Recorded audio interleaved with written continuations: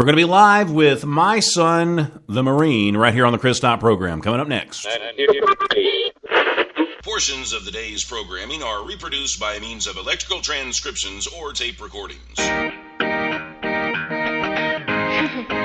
can either talk in the Chris Top program. I am the one and only Chris Top. You can either talk in the Chris Top program. Broadcasting live from my lavish studio apartment.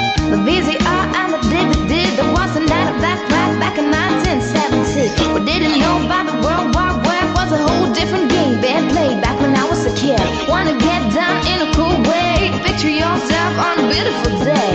Big bell bottoms and groove along here, just walking in style with a portable MP3 play. You can listen to the music on the Chris Top program. You can hear the music on the Chris Top program. Only Chris Top. Play the music on the Chris Top program. You can hear the talk in the Chris Top program. Sunny Clarksville, Tennessee. You can hear the talk in the Chris Top program. This is the Chris Top program. And I'm the one and only Chris Top, broadcasting live from our lavish studio. See, I almost said apartment again. Where's Allie? Yeah, I almost said our lavish home studio here in sunny Clarksville, Tennessee, with an ocean view. How in the hell are you doing, world? I've got a very special guest on the show today. I guess it was probably 2 or 3 months ago we had my daughter on, and now my son is actually back for a few days. And if you've been watching my Facebook or Twitter or anything at all, you know exactly where he's been, because that's pretty much all we've been talking about, minus the show. So he's back for a little while, and we get to talk just a little bit. So, Christian, how is it to be home? Is it awkward? It's definitely a weird change, transferring over from everything I've learned over at boot camp to being back over here. Like I was telling you earlier, everybody's so touchy-feely and everything. Right. I wasn't used to having any type of comfort for the past 3 months, and that's been drilled into your head along with tons of other things I can't talk about. But it's top secret. So when somebody comes up to hug you, do you try to put them in a headlock and throw them down on the ground? No, I let them hug me. And it takes me a second to wrap my arms back around and hug them back. Right. But it's there wasn't much of that going on at boot camp. Oh no, guess. it was a lot of if it looked like somebody's coming to hug you, you get into a stance and you have to look like you're about to hug them too. But it turned into a sparring match or some type of fighting match, So it's different over here already. So what clicked? Let's go back before boot camp for a second, because I'm sure that if there's anybody listening that's thinking about joining the forces, what was it that clicked in your head? What time of your life that said to you, all right, this is it, I'm going to be a Marine? What was there? Was it like a day, or was it like a metamorphosis, or how did it happen? I think it was a gradual thing. As I was going through high school, I wasn't really the best student, and nothing really worked out for me, whatever I did work-wise or anything at home. I was always getting in trouble, and I couldn't really stay out of trouble. And that was pretty much my high school life. But you've known since I've been in high school, I want to do something with the military-wise. Mm-hmm. And so when I was about a junior, right before I went into my senior year, I started going around getting a lot of information from the Army, because this is an Army town, and from the Navy and Air Force and everything, the big bucks guys, Mm-hmm. And it was weird that I stopped at the Marines office, because they just kind of pulled me aside one day when I was over there talking to one of the sergeants at the Air Force one over there, and the Marine recruiter stopped me and talked to me and said, well, you can do everything with the Marine Corps that you can do with every other branch, and he said, and he'll be a badass doing it, and as I started to talk to him and everything, it seemed like they cared about me more than all the other ones, because they let me do PT with them 2 or 3 times a week. They'd help me out whenever I had gotten into trouble or something, or anything like that. But all the other ones kind of just told me, go run every day, lose about 20 pounds, and come back and talk to me, So it kind of threw me to the curb. But the Marines stuck with me and helped me push through physically wise, so I could be physically prepared for boot camp. But the mental side is a whole nother story. Sure. I know for me, and I know your mom. I mean, I know she was probably a mental case. I'm sure when you left the first time. Maybe this time's not going to be quite as bad because this time we can actually talk to you off and on. I'm guessing, right? For the beginning of it, you'll be able to talk to me, and then at the very end. So there'll be a couple weeks where when I go through the next set of training for me, where we won't be able to talk by letter or by phone call or anything like that. It'll just be in the very beginning and the very end, just because it's a shorter training period. There's no point in sending any letters or anything this time. Right. So I guess I just need to kind of wait for text from you then, huh? Yeah, or you can send me some. I'll get them eventually. Yeah, right. And yeah, I'm sure there'll be nice text messages. Yeah, I know. The first time when you left, I know that week before you left, I think we went to the Olive Garden and ate, and then you and Ashley came over here one night and we had dinner. The roast beef. Yeah, the roast beef. Yeah, that's all we ever have when you come over. And I thought, that would be enough. I'll see Christian for a couple of days and he'll be gone. But it wasn't. I mean, I was worse than your mom, I think. I really was, and I wasn't expecting it either because I went ahead and took an extra day off work, and we met you at the Catfish House and ate. And I was just like, I'm not going to be able to make it. I was just bawling. I'd hug you, and I would just start crying like a little baby girl, and I couldn't help it. And I don't think it was as much as, and I told you this too before you left. I said it's not that I'm going to miss you that much. It's that I'm so proud of you. Yeah. Because I know you're doing the right thing.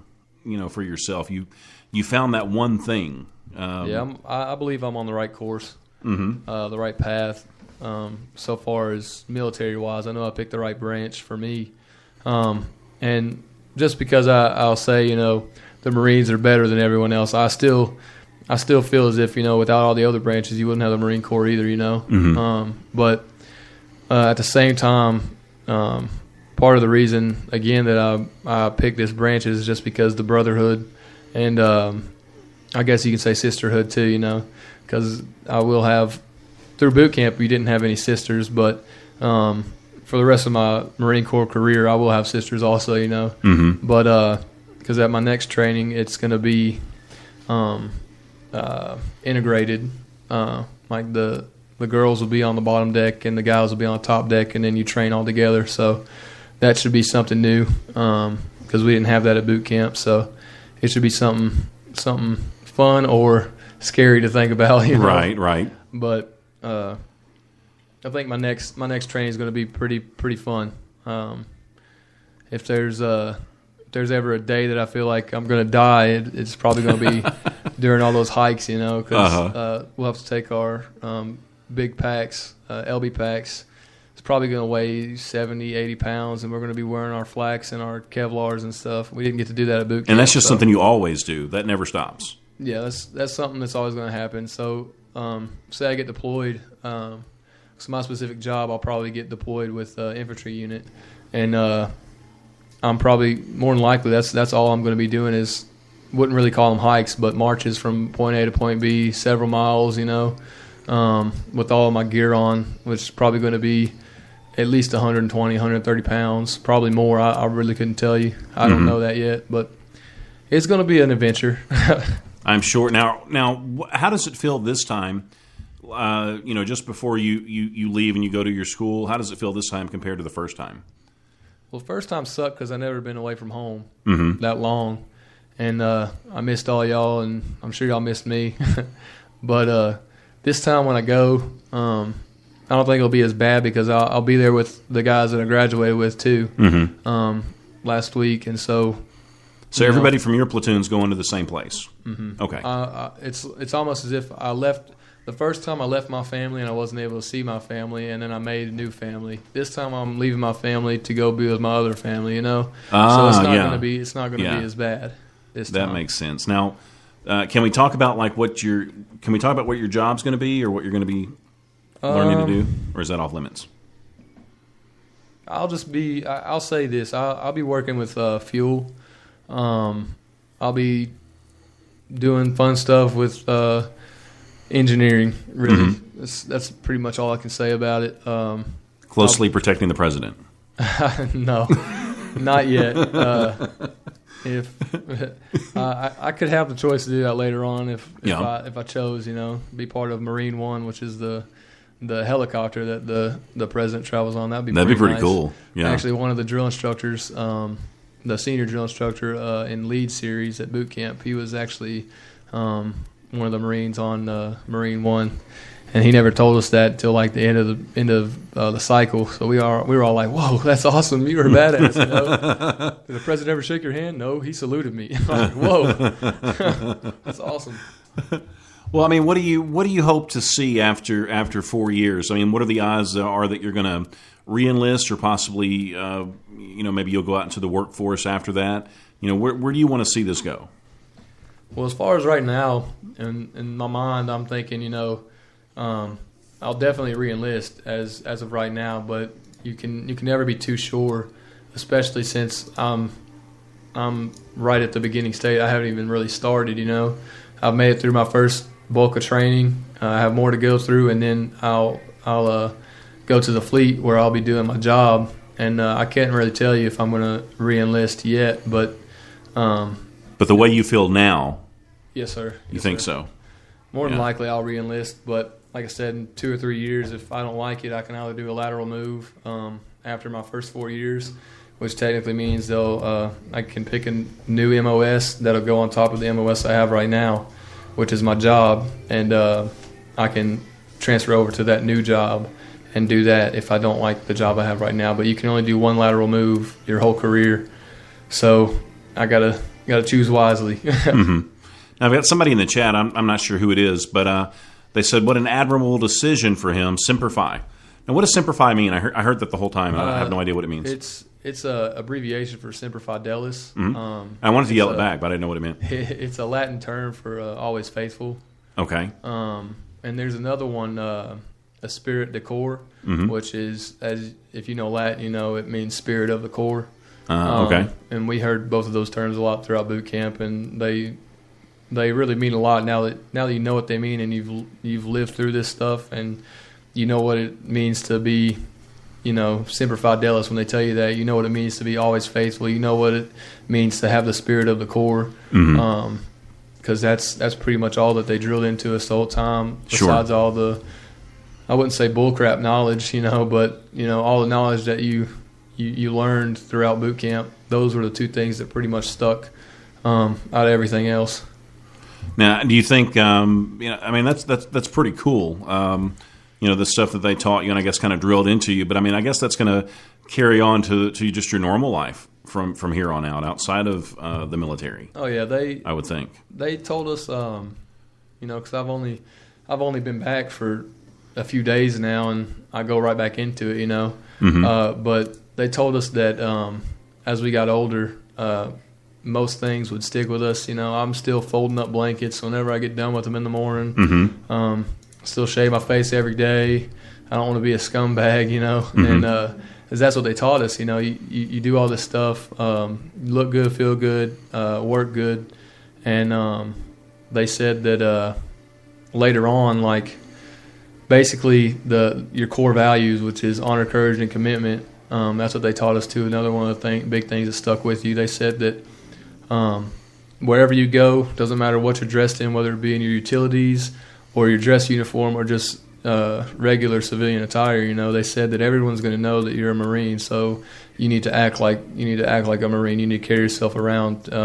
They always said that we're held up to higher standards, which in a way I can see, but at the same time, I don't want to sound like I don't know if I can say it, but like real cocky. I don't want to sound like that, but that's how they want us to portray ourselves. Head held high, don't look at the ground, and have your core values, and just live above everything else.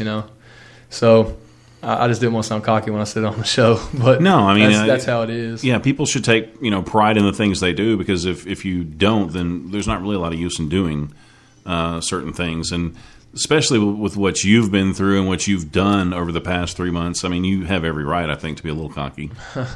I would think. I don't think too many people would disagree. I think I'd rather, or I'm more humble than anything else to be given the opportunity and a chance to go through something like that. Most people don't get to get to do or try, and be able to overcome it, all the obstacles I did, and get that EGA on that morning, and feel real good about it. The amount of achievement, like I told you, and I was telling Mom and everyone else, no amount of pain could have even amounted to the amount of achievement that you felt when you got your Eagle Globe and Anchor, because that was a defining moment of your drill instructor handing you that and knowing that they're now your brother in the Marine Corps. And that was crazy because they're always picking on you and messing with you throughout the recruit training, they called it. And then all of a sudden they talk to you as if you're one of them. It was weird going from having to say yes sir and aye sir and no sir all the time to halfway through the cycle being able to actually answer the questions, because they'd ask us a question and we couldn't say aye sir, because that's mostly what we said. They'd say something to us and we say aye sir, and then about third phase we were actually able to start answering questions, so they gave us more leeway and more freedoms throughout training. And then going from saying sir to having to say their rank was hard, just because like I said, it had been drilled in our head, everything really, saying aye sir, yes sir, no sir, to going from aye staff sergeant or aye sergeant to yes staff sergeant, yes sergeant, things like that. Everybody still said yes sir and aye sir, and they'd look at us and say recruit, and then you'd be like aye staff sergeant. It jogged your memory, but it was we definitely hated being called recruits after we got that EGA, because we knew we earned it and we knew that we worked so hard for it. So don't take that away from us, Right, sure. We've got some chick in the chat. She says he's so grown up, super proud. Her name's Terry. Not real sure who that is.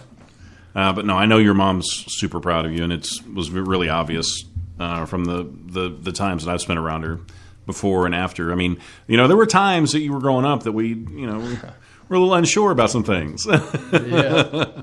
But I mean, you grew up. I mean, I guess the Marines will do that to you. Yes, sir. Most of the people in my platoon, we had all been through the same thing as growing up through high school and stuff. Having trouble at school or getting in trouble outside of school or getting in trouble with their parents because he did something stupid. And pretty much everybody was the same in that type of way. And even though we all came from different backgrounds, we all pushed through, and it led us to go to the Marine Corps. So if that tells you something, we're all brothers. Yeah. Well, I mean, it had to change your outlook on life in general. I mean, when you look at things on the outside now that you're back for a little while, do things like the little problems that people have, do they just seem like they're not that important anymore? Yeah, definitely. And sometimes I'll look around. Like now, I'm a lot more observant. I keep quiet, and I'm sure that'll change. I don't really talk that much since I've been back. Like as you saw me at dinner, I was just kind of sitting back there watching everybody, just seeing everybody. It's weird, and not to be rude, but it's weird seeing everybody and how everybody acts, And it's okay because that's just how you act. I can't change you or anything, but if I was to do that at boot camp or something, it'd be Sherron, you nasty thing, or get on your face, Sherron, or something like that. I'd get in trouble for some of this stuff, but it's just normal over here, and I have to get used to that again. It is definitely weird walking around on Family Day and seeing all these people pants below their butts and nobody's wearing belts. Sure, yeah. And people sitting there picking their nose and scratching their face. I just wanted to rip their heads off. It made me. I was going insane on Family Day. I think y'all know that, but it died down a little bit on graduation. I was like, okay, I'm kind of used to this, but at the same time, it was just like, man, everybody is so weird. Well, I mean, it was odd for us, walking on base and seeing everybody in uniform and everybody with the shaved heads running around. I mean, it was, it's weird, I guess, from both sides seeing that. What was it like when you ran by that morning when we were there for the motivational run? Was it cool to see everybody cheering for you, or did you even notice it? Well, as we were running, I was thinking to myself, like, man, I really don't even want to run this morning, because I was like, I just want to see my family already, and we knew that we had to wait like another 4 hours after that run before we got to see y'all. Dude, that was so hard to do. I know. That's the first time I've seen you in 3 months. You run by, and then we got to wait 4 hours before we can talk to you. Well, it went by pretty fast for us because we had to go back and shower up and everything, and get ready and put all of our gear away. And not gear, we didn't have any gear no more, but just settle or fix up the house, really, our squad bay, make sure everything looked squared away. So whenever y'all came in there to look around, But during the run, I looked around for y'all. I was scoping out for y'all and everything. I couldn't see where y'all were. Mom told me where y'all were standing, and I looked, and she said that I looked over at them, but I didn't know that they were there. And then we get to the halfway point, and I'm thinking, man, I want to run some more, because we'd already got to the halfway point. It was only a mile, and then we had to turn around and run that other mile back, and it was just like, dang it, I want to run some more. If we run more, then that's less time we got to wait before we get to see our family. Yeah, I ran out there to hug you while you was running, but some guy pushed me back and said, please get off the road, sir, or something. It was kind of scary. Yeah, the drill instructors will yell at you for that, Yeah, they were tough, man. People were walking in the grass. Get out of the grass! It was crazy. I wasn't about to get in the grass. Don't get in the grass. No. Done it one too many times. It's not a pretty sight. I'd asked you earlier, because it sounds like it's pretty tough going through boot camp. And I asked you earlier, I said, well, do you kind of miss it a little bit? And you said you did miss it. I mean, what is it that I guess has a hold on you? Probably the drill instructors and all the people that I was with. Even though I'm going to see the people from my platoon, when I go on to this next step in the next couple of days, it's not going to be the same because our drill instructors wouldn't have been there. Our drill instructors were technically all of our father figures, in a way, even though they killed us a lot, like we had 3 hats, which is our drill instructors. Our first hat was our senior drill instructor, and then our next hat was our heavy, and he was just a drill instructor, but he's a heavy, so he had a higher billet than our third drill instructor, which was our kill hat. And they call him kill hat for a reason. He was the one that messed us up the most whenever we needed to get disciplined. But in a way, I looked at it as if my kill hat was the biggest part of shaping us into the Marine that we are now, because if we didn't have discipline, you're going to find it, And then our heavy hat really taught us a lot about drill and how to look good while you're walking and everything. Mm-hmm. And, there's a lot of things that you can transfer over from drilling to real life, as in how to carry yourself, how to walk, how to stand up straighter, how to look straight up, don't ever look at the ground, and just in that type of way, it was nice. And then our senior drill instructor was the guy, that he messed us up a lot, but in a way he was more of a father than the other two, because he would sit down and talk to us every night about how the day went and everything. And I wouldn't say he had casual conversations with us, but he would teach us some things and tell us how we could make it better, and how if we acted the same way this day, then tomorrow it's going to be just as worse. So don't act this way, but you're always going to get messed up, so it didn't matter how you acted, So in a way, those are probably the main reasons I miss it, and plus because all y'all are weird over here. But y'all are like aliens to me. But yeah, those are the main reasons right there. Mm-hmm. Now, what kind of advice would you give to somebody that wants to get into any armed services? I mean, what would you tell them? For people that are just about to leave for training, like their first step into the military, I would just say just push through it. The physical part gets a lot easier.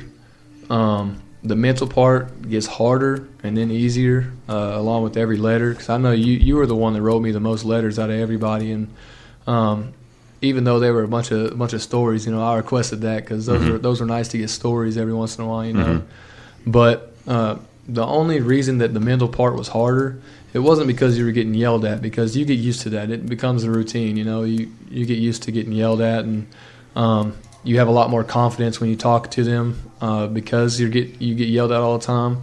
But the main part is you're going to miss your family a lot too, because you're gone so long. The letters are nice, but it's like you want to be able to see them and talk to them in person, Mm-hmm. But for somebody that's not even, or that's thinking about joining any type of branch in the military, the first step is to get all the information from anybody, Like, that's what I did. I went to Army, Navy, Air Force. Didn't even think about the Marines, because I was like, oh, that's probably going to be too hard.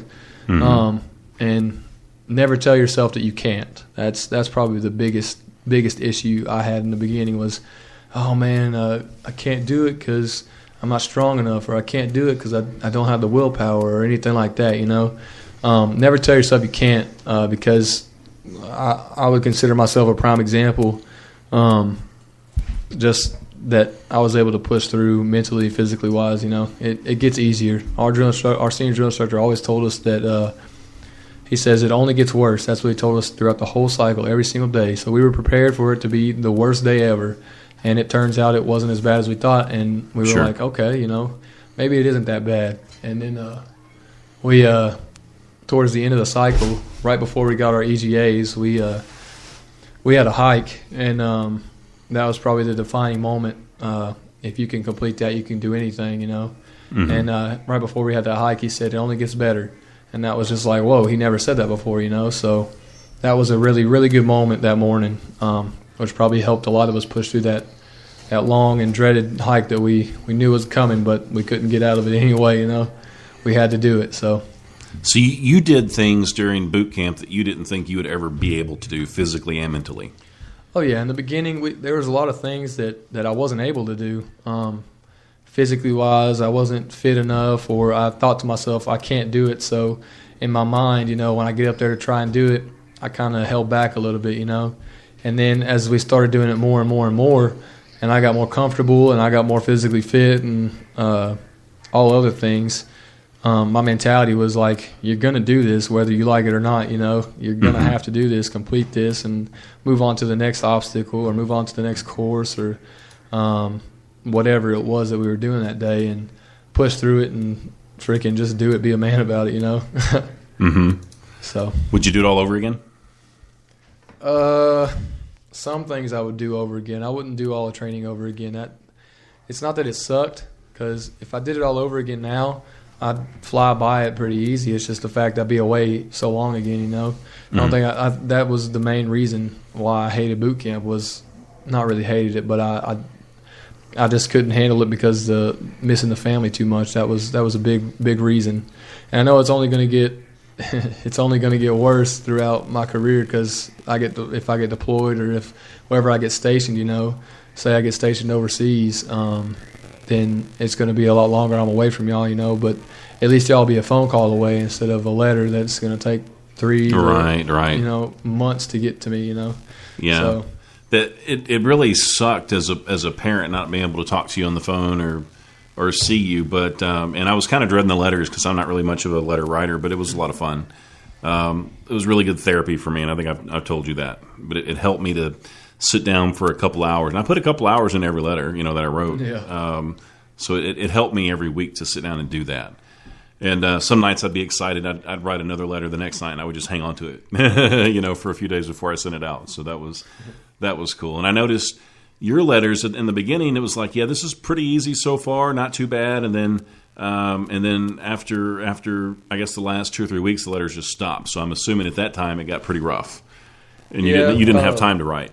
Well, we have there's 3 different phases of the recruit training. And first phase, it was really easy to write letters. You had a lot more time. You actually wanted to write letters because you missed them, And then we got into second phase, and that was when everything started going at like the speed of sound. Everything started happening real quick. So it was hard to set time aside to write letters when you had so much stuff to do. Like, we had this thing called Senior Drill Instructor Square Away Time at the end of every night, and it was at least an hour. I think, and that was when we were able to write letters. But we had to. It's pretty much weapons, body, gear type thing, weapons, gear, body, and what that is really, do anything else before you do your stuff or your personal stuff, So even though sometimes I did have time to write letters, it was just kind of nice to relax after a long day, even though I wouldn't really call it relaxing. Besides, you're sitting on a concrete floor before you get into the racks, or you're in the head and you're just washing your face off, and I would consider that relaxing. but mainly during the senior drill instructor square away time, we sit there and clean our rifles or fix up our foot lockers or make our racks or do anything like that just to pass the time by. Because if they caught you writing letters or something, they'd be like, okay, you didn't do this or you didn't do that, so I got you tomorrow. You know, so that was the main thing. And then you could take your letters and stuff to church and write letters there, but I didn't feel like that was appropriate because I was going to church to praise God, and I wasn't going there to write letters and stuff, you know. So it got harder to write letters as the time went on, and then it got easier too because I was still getting letters from y'all, but I wasn't. I didn't think I had to write back because, you know, I'd get those letters and I was like, okay, that's pretty comforting getting the letters from y'all and stuff, and I knew that y'all knew that I was going through hell, so I didn't think y'all expected them. And I knew that if anything, you know, really bad happened, we'd get a phone call. So I knew you were doing the best you could and still surviving. So I guess it's almost a good thing we didn't get a phone call or hear from you. I guess that was a good positive sign, for sure. And I've said this to you before, but I'm very, very proud of you, and I can say it now and get it out without bawling like a chick. So, but I really am, and I never ever. I always knew that one day I would be proud of you, and you know, I've always loved you, and I've always had high expectations and high hopes for you, and I knew that one day you would hit some sort of a pinnacle, and I would be proud of you. But I never knew that it would be this intense. You know, and I look at you in the as a Marine and just the love for your country that you must have, you know, to do something like that. Yes, sir. And I just well up with pride. And I never thought that it would be that way, but it's pretty cool. It really is. Thank you. And I'm sure you've heard that from a lot of different people. Yeah, some means more than others, you know, like there's some people that I haven't talked to in God knows how long, but, you know, I appreciate that they tell me these things and stuff, you know, congratulations and all this other stuff, but it's almost hard to accept it sometimes because it's like nobody knows what I just went through, you know. Sure. But in a way it's like, well, you know, you have this weight lifted up off you after going through all that to get from that point to this point, and I appreciate everything that everybody says, you know. I'm never going to tell them, shut up, you don't know what I've been through, you know. But in the back of my mind, it's always there. But I'll say thank you, and I'll be nice about it just because, like I said, I try to be more humble than cocky for this past week that I've been here. I was a lot more cockier when I got back, but it's transferred over from that to being humble about it because I know that I've done something that a lot of people can't, and not that they can't, but a lot of people haven't even thought about doing. You know, I'm sure. part of the 1% of the whole United States that has decided to do something, and that decision has led me to the Marine Corps. So I was pretty happy about that. Yeah. Well, I know that a lot of people are proud of you, and they love you, and that's all it is. We just love you, and sometimes we just don't know what to say. I mean, we don't know what you've been through, and we don't know, you know, how hard you had to fight to get through it mentally and physically. So you just got to bear with us and just be humble, I guess. Yes, sir. But I guess that, you know, I just wanted something to have just to kind of keep, just a quick little interview. We were on for about 30 minutes or so. Right. But yeah, so I mean, so if some kid came up to you tomorrow and said, you know, I really want to be a Marine, that's a good decision, right? Yes, sir. Yeah. So he just needs to get in shape and get as much information as he can. Not even that. They'll put you in shape. Trust me on that. Well, that's what you did. I mean, you like went from, I think I'm gonna, you know, join the Marines to that's all you talked about. That's all you talked about before you left was Marine this, Marine that. Yeah. Yeah. Yes, sir. Yeah, so I mean, I knew you were ready. I knew you made the right decision.